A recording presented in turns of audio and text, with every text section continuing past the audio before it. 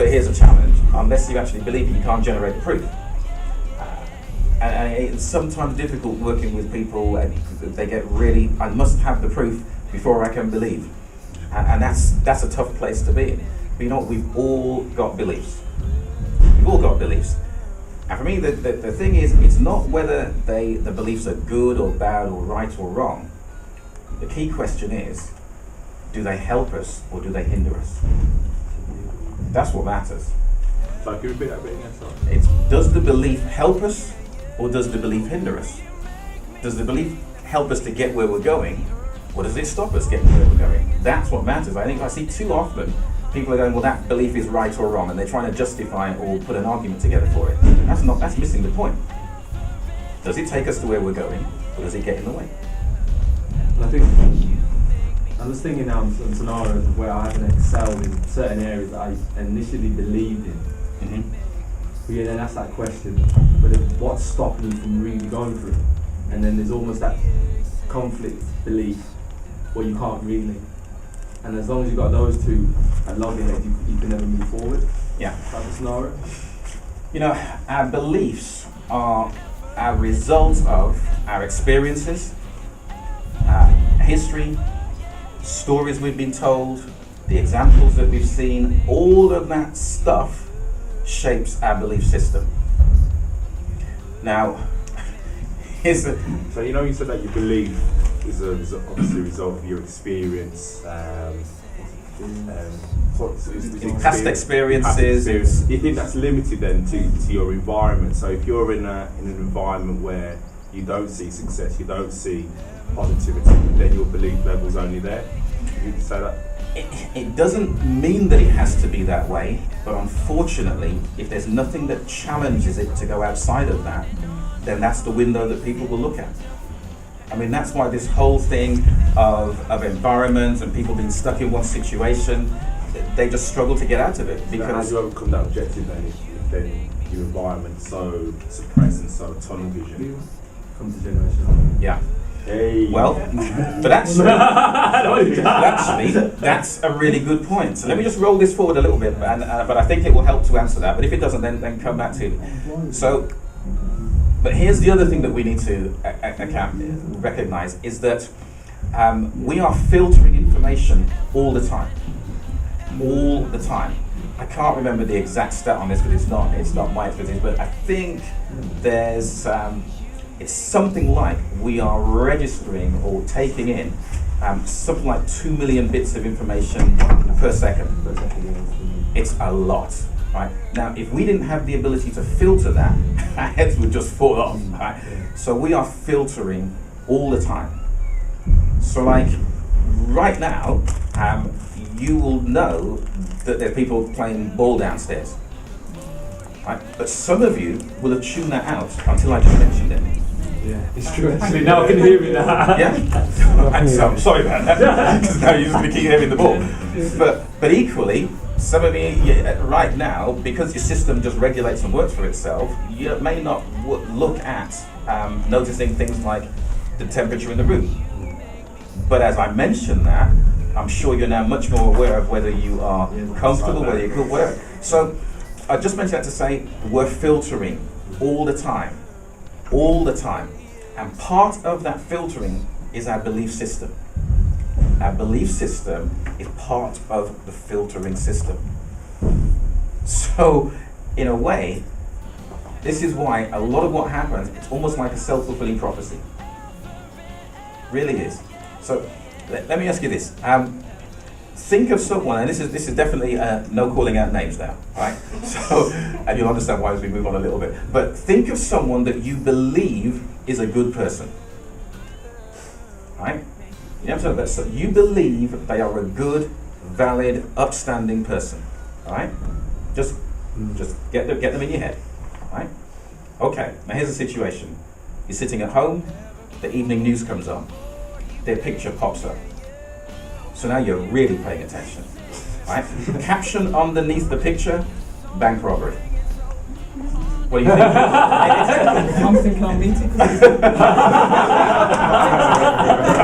Thanks.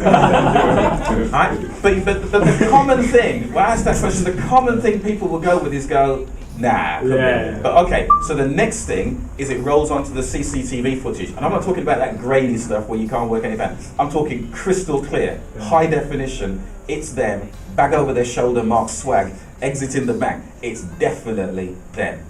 What are you thinking now?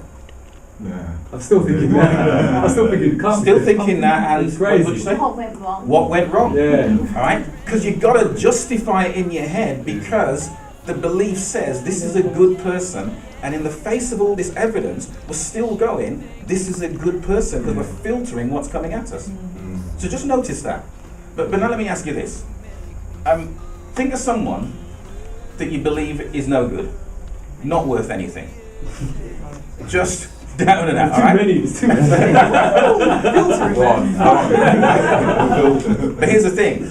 Same scenario, sitting at home, watching the news, their picture comes up, caption bank robbery. What do you think? I knew it sounds so Right. I knew it. So, isn't that interesting though?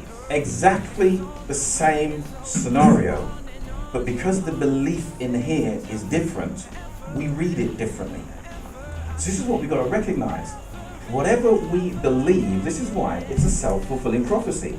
Because what we believe, whatever comes at us, we filter through that belief system, and therefore whatever we see backs up what we believe. Therefore strengthening the belief, which means that when we get something else coming at us, we filter even harder through the same. We just strengthen the system. So you know what? If we believe we're no good, if we believe we can't, if we believe we're disenfranchised, then guess what? Every day, every situation will prove to us that that's the truth. Because that's your filter. So do you go in and help change people's beliefs? How do you do it? You can't necessarily change someone's beliefs just like that from the outside. It's got to be an internal process. But let's look at this. If I had, imagine this then, right? See that width, right? Let's imagine I create a path, this width, the length of the room. Yeah. And I was to challenge you and say, how many people believe they could walk the length of that room and stay on the path? Anyone think they could do that? Yeah. That's cool. All right. So now, same path, right? It's still just as rigid, it's just as firm, no wobbling, no nothing. But instead of being on the floor, let's say we string it from the front to the back at table height. How many people think they could do that? You go first. It's not going to wobble. It's not going to wobble. Just as firm as if it was on the floor. Yeah. Okay. All right. So now let me just sort of roll that on. You see that telegraph pole outside? Right. So now we're doing that height. Now we're at that height. Same path, though. Same path. No wobbling. Now take out a factor of wind and all of that. So it's exactly the same as when it was on the floor. Things on the side. No, there's no things on the side because you didn't need the things on the side when it was on the floor. So you notice now that there's a leg. So just tell me this now. So what's the reluctance about? Fear. Fear? Fear of what? The heights and dropping. The environment again. But, and isn't that interesting though? Because let's just consider this. Fundamentally, has the challenge changed? The challenge hasn't changed. So wait a minute. Just tell me something now. Who's feeding you that stuff? Who's feeding you that stuff? Yourself. Gotta recognize that it's almost like there's a particular term for this. I'm not going to get into that, but it's almost like there are two of us.